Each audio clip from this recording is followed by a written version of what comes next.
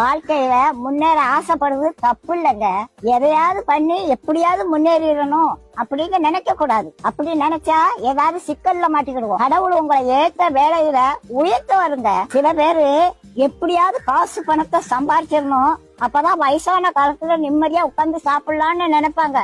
வயசான காலத்துல காசு பணம் எல்லாம் இருக்கும், ஆனா ஒன்னும் அனுபவிக்க முடியாது. பாட்டி வீட்டுல ஒரு எலி ரொம்ப நாளா தொண்டை பண்ணிக்கிட்டு இருந்தது. அதை எப்படியாவது பிடிச்சிடணும்னு கூண்டுக்குள்ள ஒரு தேங்காய் துண்டை குத்தி வச்சேன். ஒரு 9 மணிக்கு சத்தம் கட்டுச்சு, எலி மாட்டிக்கிட்டுச்சு. சரி இருக்கட்டும், காலையில எந்திரிச்சு காட்டு பக்கத்துல கொண்டு திறந்து விடுவோம் அப்படின்னு நினைச்சு தூங்கிட்டேன். காலையில பார்த்தா எலி உள்ளதான் இருந்துச்சு.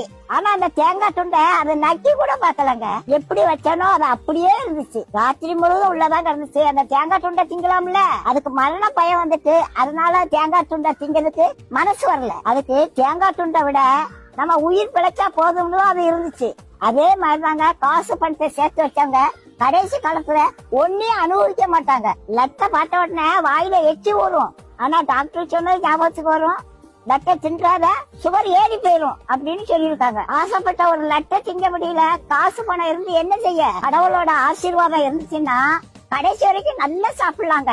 நாளைய தினத்தை குறிச்சு கவலைப்படாதீங்க. அந்தந்த நாளைக்கு அந்தந்த நாளோட பாடு போதுங்க. இன்னைக்கு சாப்பாடு கொடுத்த கடவுள் நாளைக்கு சாப்பாடு கொடுப்பாரு. நீதி நேர்மை உண்மை உத்தமமா மட்டும் வாழுங்க. கடவுள் ஒரு நாளும் உங்களுக்கு ஒரு குறையும் வைக்க மாட்டாங்க.